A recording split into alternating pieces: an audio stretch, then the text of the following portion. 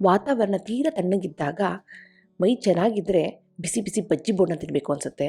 ಚೆನ್ನಾಗಿಲ್ಲ ಅಂದರೆ ತೆಳ್ಳಗಿರೋಂಥ ಬಿಸಿ ಬಿಸಿ ತಿಳಿ ಸಾರನ್ನ ತಿನ್ನಬೇಕು ಅಂತ ಅನಿಸುತ್ತೆ. ಇವತ್ತು ರುಚಿಯಾದಂಥ ಬೆಳ್ಳುಳ್ಳಿ ತಿಳಿ ಸಾರು ಮಾಡೋದು ಹೇಗೆ ಅಂತ ನೋಡೋಣ. ನಾನು ಆಶಾ, ನಿಮಗೆಲ್ಲರಿಗೂ ಅಡುಗೆ ಸಾಧನಕ್ಕೆ ಸ್ವಾಗತ. ಈ ಬೆಳ್ಳುಳ್ಳಿ ತಿಳಿ ಸಾರು ಮಾಡೋದಕ್ಕೆ ನಾನಿವತ್ತು ಕಲ್ಲಿನ ಪಾತ್ರೆ ತೊಗೊಂಡಿದ್ದೀನಿ. ಆ ಕಲ್ಲಿನ ಪಾತ್ರೆಗೆ ಮೊದಲು ಅರ್ಧ ಲೀಟ್ರಷ್ಟು ನೀರನ್ನ ಹಾಕಿ, ಆಮೇಲೆ ಒಂದು ಸಣ್ಣ ನೆಲ್ಲಿಕಾಯಿ ಗಾತ್ರದ ಹುಣಸೆ ಹಣ್ಣನ್ನ ನೀರಿನಲ್ಲಿ ನೆನೆಸಿಟ್ಟಿದ್ದೆ. ಆ ಹುಣಸೆ ಹಣ್ಣಿನ ನೀರನ್ನ ಸೇರಿಸಿ, ಆಮೇಲೆ ಒಂದು ಟೊಮೆಟೊ ಹಣ್ಣನ್ನು ಸಣ್ಣ ಸಣ್ಣದಾಗಿ ಕಟ್ ಮಾಡಿ ಅದನ್ನು ಸಹ ಸೇರಿಸಿದ್ದೀನಿ. ಆಮೇಲೆ 6 ಟೀ ಸ್ಪೂನಷ್ಟು ಅರಿಶಿನ ಪುಡಿ, ರುಚಿಗೆ ತಕ್ಕಷ್ಟು ಉಪ್ಪು, ಕಲ್ಲುಪ್ಪನ್ನು ಈಗಲೇ ಸೇರಿಸ್ಬಿಟ್ಟು ಇದನ್ನು ಚೆನ್ನಾಗಿ ಕುದಿಯೋಕ್ಕೆ ಇಡೋಣ. ಅದಕ್ಕಿಂತ ಮುಂಚೆ ಒಂದೇ ಒಂದು ಟೀ ಸ್ಪೂನಷ್ಟು ಬೆಲ್ಲನೂ ಸಹ ಸೇರಿಸ್ತಾ ಇದ್ದೀನಿ. ನೀರು, ಹುಣಸೆ ನೀರು, ಟೊಮೆಟೊ, ಅರಿಶಿನ ಪುಡಿ, ಬೆಲ್ಲ ಎಲ್ಲನೂ ಚೆನ್ನಾಗಿ ಹಾಕಿ ಕುದಿಯೋಕ್ಕೆ ಇಡೋಣ. ಇವತ್ತಿನ ಈ ತಿಳಿ ಸಾರಿಗೆ ಹುರಿಯೋದಕ್ಕೆ ಅಂತ ನಾನಿವತ್ತು ಅಗ್ಯಾರೋ ಅವರ ಟ್ರೈಪ್ಲೈ ಓಕನ್ನು ತೊಗೊಂಡಿದ್ದೀನಿ. ಮೊದಲು ನಾವು ಏನು ಮಾಡಬೇಕು ಅಂದರೆ 1 ಟೀ ಸ್ಪೂನಷ್ಟು ತುಪ್ಪ ಹಾಕಿ ಅದಕ್ಕೆ ಒಂದು 20ರಿಂದ 25 ಬೆಳ್ಳುಳ್ಳಿನ ಹಾಕಿ ಹುರ್ಕೋಬೇಕಾಗುತ್ತೆ. ತುಪ್ಪದಲ್ಲಿ ಬೆಳ್ಳುಳ್ಳಿ ಹುರಿದಾಗ ಫ್ಲೇವರು ತುಂಬಾ ಅದ್ಭುತವಾಗಿ ಬರುತ್ತೆ, ಆರೋಗ್ಯಕರನೂ ಹೌದು. ಹಾಗಾಗಿ ಬೆಳ್ಳುಳ್ಳಿನ ತುಪ್ಪದಲ್ಲಿ ಚೆನ್ನಾಗಿ ಹುರಿಬೇಕು. ಎಲ್ಲಿವರೆಗೆ ಹುರಿಬೇಕು ಅಂತಂದರೆ ಒಂಥರ ಬ್ರೌನ್ ಕಲರ್ ಆಗಬೇಕು. ಅಲ್ಲಿವರೆಗೆ ಕೈಯಾಡಿಸ್ತಾ ಹುರಿದ್ರೆ ಈ ಬೆಳ್ಳುಳ್ಳಿ ಒಂದೇ ಸಮನಾಗಿ ಕಲರ್ ಚೇಂಜ್ ಆಗುತ್ತೆ. ಕಲರ್ ಚೇಂಜ್ ಆಗೋದು ತುಂಬಾ ಮುಖ್ಯ. ಕಲರ್ ಚೇಂಜ್ ಆಗಬೇಕು, ಆಗಲೇ ಈ ತಿಳಿ ಸಾರು ತುಂಬಾ ರುಚಿಯಾಗಿ ಬರುತ್ತೆ. ಈ ಬೆಳ್ಳುಳ್ಳಿ ಚೆನ್ನಾಗಿ ಹುರಿದು ರೆಡಿಯಾಗಿದೆ. ಈ ಬೆಳ್ಳುಳ್ಳಿ ರಸಮ್ಗೆ, ತಿಳಿ ಸಾರಿಗೆ ಇಷ್ಟು ಬೆಳ್ಳುಳ್ಳಿ ಸಾಕ ಅಂತಂದರೆ ಇಲ್ಲ, ಬೆಳ್ಳುಳ್ಳಿನ ನಾವು ಮತ್ತೆ ನೆಕ್ಸ್ಟ್ ಸ್ಟೇಜ್ನಲ್ಲಿ ಸೇರಿಸ್ತೀವಿ. ಸದ್ಯಕ್ಕೆ ಇದನ್ನು ಹುರ್ಕೊಂಡು ರೆಡಿ ಮಾಡ್ಕೊಂಡಿದ್ದೀವಿ. ಇನ್ನೊಂದು ಸೈಡ್ನಲ್ಲಿ ನಾವು ಹುಣಸೆ ರಸ, ಟೊಮೆಟೊ ಹಣ್ಣೆಲ್ಲ ಬೇಯೋದಕ್ಕೆ ಇಟ್ಟಿದ್ವಲ್ಲ, ಚೆನ್ನಾಗಿ ಕುದೀತಿದೆ. ಒಂದು 4ರಿಂದ 5 ನಿಮಿಷ ಚೆನ್ನಾಗಿ ಕುದಿಬೇಕು. ಹುಣಸೆ ರಸದ ಹಸಿ ವಾಸನೆ ಹೋಗಬೇಕು, ಟೊಮೆಟೊ ಹಣ್ಣು ಚೆನ್ನಾಗಿ ಬೇಯಬೇಕು.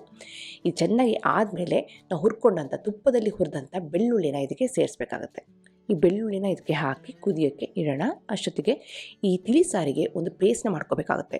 ಹಾಗಾಗಿ 1 ಟೀ ಸ್ಪೂನಷ್ಟು ತೊಗರಿಬೇಳೆ, 1 ಟೀ ಸ್ಪೂನಷ್ಟು ಜೀರಿಗೆ, ಅರ್ಧ ಟೀ ಸ್ಪೂನಷ್ಟು ಮೆಣಸು, 5ರಿಂದ 6 ಬೆಳ್ಳುಳ್ಳಿ, ಒಂದೇ ಒಂದು ಕೆಂಪು ಮೆಣಸಿನಕಾಯಿ, ಇಷ್ಟನ್ನು ಹಾಕ್ಕೊಂಡು ಲೋ ಫ್ಲೇಮಲ್ಲಿ ಹುರ್ಕೊಳ್ಳೋಣ. ಇದನ್ನ ಹುರಿಬೇಕಾದ್ರೆ ಒಂದು 10 ಕರಿಬೇವಿನನ್ನು ಸಹ ಸೇರಿಸ್ಕೊಳ್ಳೋಣ.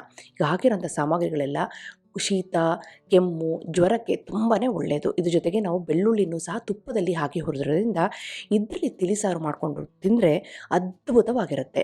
ಈಗ ಯಾರನ್ನ ನೋಡಿದರೂ ಕೆಮ್ಮು, ಕೋಲ್ಡು, ಜ್ವರ ಇದ್ದೇ ಇದೆ ಅಲ್ವಾ, ಅಂಥವರಿಗೆ ಈ ರೀತಿ ತಿಳಿಸಾರು ಮಾಡಿ ಬಿಸಿ ಅನ್ನಕ್ಕೆ ಹಾಕ್ಕೊಂಡು ಕಲಿಸ್ಕೊಂಡು ತಿಂದ್ರಂತೂ ಅದ್ಭುತವಾಗಿರುತ್ತೆ. ಹಾಗೆಯೇ ಇದನ್ನು ಅನ್ನಕ್ಕೆ ಹಾಕ್ಕೊಂಡು ಕಲಿಸ್ಕೊಂಡು ತಿನ್ನಬೇಕು ಅಂತೇನಿಲ್ಲ, ಹಾಗೆಯೇ ಸಹ ಕುಡಿಬೋದು. ಚಳಿ, ಜ್ವರಕ್ಕಂತೂ ಸೂಪರಾಗಿರುತ್ತೆ. ಇವಾಗ ಇದು ಹುರಿದು ರೆಡಿಯಾಗಿದೆ. ಇದನ್ನು ನಾವು ಬ್ಲೆಂಡರಿಗೆ ಹಾಕಿ ಸ್ವಲ್ಪನೇ ನೀರನ್ನ ಸೇರಿಸಿ ಇದನ್ನ ರುಬ್ಕೋಬೇಕು. ಯಾವ ರೀತಿ ರುಬ್ಕೋಬೇಕು ಅಂದರೆ ಈ ರೀತಿ ತರ್ತರಿಯಾಗಿರಬೇಕು. ತೀರಾ ಪೇಸ್ಟ್ ಆಗಿಬಿಟ್ರೆ ಈ ತಿಳಿ ಸಾರು ತಿಳಿಯಾಗಿ ಬರೋದಿಲ್ಲ, ಸ್ವಲ್ಪ ಗಟ್ಟಿಯಾಗಿ ಹೋಗುತ್ತೆ.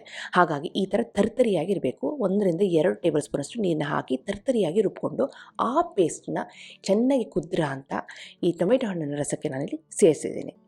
ಇವಾಗ ನಾವೇನು ಮಾಡಬೇಕು, ಇದನ್ನು 1ರಿಂದ 2 ಕುದಿ ಮಾತ್ರ ಬರಿಸಬೇಕು. ಜಾಸ್ತಿ ಕುದಿ ಬರಿಸೋದಕ್ಕೆ ಹೋಗಬಾರ್ದು. ಆ ರೀತಿ ಇದನ್ನು ಪೇಸ್ಟ್ನ ಹಾಕಿದ ಮೇಲೆ ಜಾಸ್ತಿ ಕುದಿ ಬರಿಸ್ಬಿಟ್ರೆ ಫ್ಲೇವರ್ ಹಾಳಾಗುತ್ತೆ, ಜೊತೆಗೆ ರುಚಿನೂ ಸಹ ಚೇಂಜ್ ಆಗುತ್ತೆ.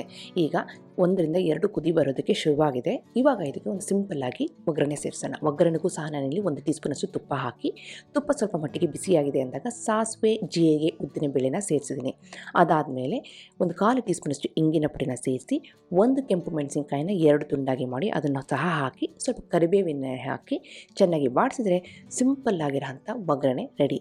ಈ ಒಗ್ಗರಣೆನ ಆ ಕುದ್ರ ಅಂತ ರಸಮಿಗೆ ಹಾಕ್ಬಿಟ್ಟು ಜೊತೆಗೇ ಸ್ವಲ್ಪ ಕೊತ್ತಂಬರಿ ಎಲೆನ ಹಾಕಿದರೆ ರುಚಿಯಾದಂಥ ಬೆಳ್ಳುಳ್ಳಿ ತಿಳಿಸಾರು ರೆಡಿ. ತುಂಬಾ ಸಿಂಪಲ್ಲು ಮಾಡೋದು, ಆದರೆ ರುಚಿ ಮಾತ್ರ ಅದ್ಭುತವಾಗಿರುತ್ತೆ. ಬೆಳ್ಳುಳ್ಳಿನ ರುಬ್ಬಿ ಸಹ ಸೇರಿಸಿದ್ವಿ, ಹಾಗೆ ತುಪ್ಪದಲ್ಲಿ ಹುರಿದು ಸಹ ಸೇರಿಸಿದ್ರಿಂದ ಈ ರುಚಿ ತುಂಬಾ ಚೆನ್ನಾಗಿರುತ್ತೆ. ಅಕಸ್ಮಾತ್ ಬೆಳ್ಳುಳ್ಳಿ ತಿನ್ನೋದಕ್ಕೆ ಇಷ್ಟ ಇಲ್ಲ, ರುಬ್ಬಿ ಸೇರಿಸಿದ್ರೆ ಪರವಾಗಿಲ್ಲ ಅಂತಂದರೆ ರುಬ್ಬಬೇಕಾದ್ರೆ ಜಾಸ್ತಿ ಬೆಳ್ಳುಳ್ಳಿ ಹಾಕಿ ತುಪ್ಪದಲ್ಲಿ ಹುರಿದು ಬೆಳ್ಳುಳ್ಳಿ ಹಾಕೋದನ್ನ ಅವಾಯ್ಡ್ ಮಾಡಿ. ಇವಾಗ ರುಚಿಯಾದಂಥ ತಿಳಿಸಾರು ರೆಡಿಯಾಗಿದೆ. ಚಳಿ, ಜ್ವರ, ಕೆಮ್ಮು ಇರೋರಿಗಂತೂ ಈ ರೀತಿ ಬಿಸಿ ಬಿಸಿ ತಿಳಿಸಾರು ಮಾಡಿ ಮೆತ್ತಗೆ ಅನ್ನ ಮಾಡಿ ಕಲಿಸ್ಕೊಡಿ, ಅಮೃತ ಇದ್ದಾಗಿರುತ್ತೆ. ಹಾಗೆಯೇ ಮಧ್ಯೆ ಮಧ್ಯೆ ಇದನ್ನ ಸೂಪ್ ಥರ ಸಹ ಕುಡಿಯೋದಕ್ಕೆ ಎಕ್ಸಲೆಂಟ್ ಆಗಿರುತ್ತೆ. ನಿಮಗೆಲ್ಲ ಈ ರೆಸಿಪಿ ಇಷ್ಟ ಆಗಿದೆ ಅಂತ ಅಂದ್ಕೊಂಡಿದ್ದೀನಿ. ಖಂಡಿತವಾಗ್ಲೂ ಟ್ರೈ ಮಾಡಿ, ಹೇಗೆ ಬಂತು ಅಂತ ನನ್ನ ಕಮೆಂಟ್ ಸೆಕ್ಷನಲ್ಲಿ ದಯವಿಟ್ಟು ತಿಳಿಸಿ. ಹಾಗೆ ನೀವಿನ್ನೂ ಅಡುಗೆ ಸಾಧನಕ್ಕೆ ಸಬ್ಸ್ಕ್ರೈಬ್ ಆಗಿಲ್ಲ ಅಂದರೆ ತಡ ಯಾಕೆ, ಈಗಲೇ ಸಬ್ಸ್ಕ್ರೈಬ್ ಆಗಿ ಪಕ್ಕದಲ್ಲಿರುವ ಬೆಲ್ ಬಟನ್ ಕೂಡ ಟಚ್ ಮಾಡಿ. ನಿಮಗೆ ವಿಡಿಯೋ ಇಷ್ಟ ಆಯಿತು ಅಂದರೆ ಲೈಕ್ ಬಟನ್ನ ಕ್ಲಿಕ್ ಮಾಡಿ, ಫ್ರೆಂಡ್ಸ್ ಆ್ಯಂಡ್ ಫ್ಯಾಮಿಲಿ ಜೊತೆ ಶೇರ್ ಮಾಡಿ. ಮತ್ತೊಂದು ಇಂಟ್ರೆಸ್ಟಿಂಗ್ ರೆಸಿಪಿಯೊಂದಿಗೆ ಭೇಟಿ ಆಗ್ತೇನೆ. ಎಲ್ಲವರಿಗೆ thank you, bye bye, see you.